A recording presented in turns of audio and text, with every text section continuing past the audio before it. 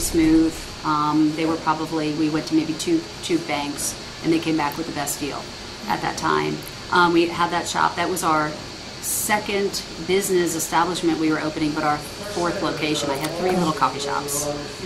So that went beautifully. As a matter of fact, that did so well that within 2 months, while Covia was right across the street from the restaurant, they actually knocked on my door and asked me if I wanted to open up another location. But I had my second child in that time frame, and it was just a little crazy. So we sold it about a year later, and my husband finished out his tour with the military. We moved around a few more times, and then when we were ready to take our final move, we decided to come to Texas.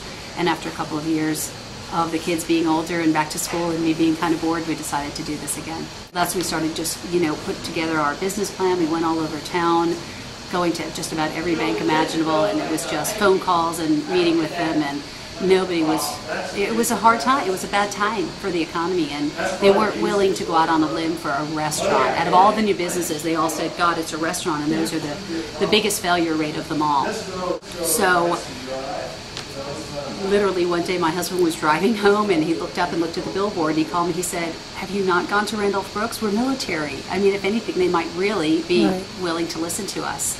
And I called that afternoon, and Kenan called me back about an hour later. And that was pretty much the end of that. I went in, I met with him, we talked on the phone a few times, I sent him my proposal, I went in, I met with him, and it was a done deal. His office was willing to back us up and send it forward to the Small Business Association, but on top of it, with John being a retiree and veteran, we were, and the amount of money that we needed, we were able to apply for the, what is it called, the Patriot Express loan. So that went through without a hitch.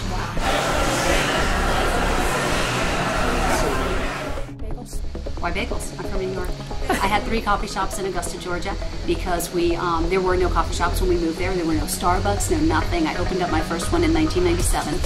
And after 3 little coffee shops and going to Sam's for my muffins and Danishes, my customers wanted something different. And there was nothing in town. So we looked into opening a small bakery to do our own little bakery items. And my husband, being from New Orleans, jokingly said, how about bagels? You're from New York, we could do bagels. And I literally laughed at him and said, just because I'm from New York doesn't mean I know how to make a bagel. And he went on. It's a great bagel.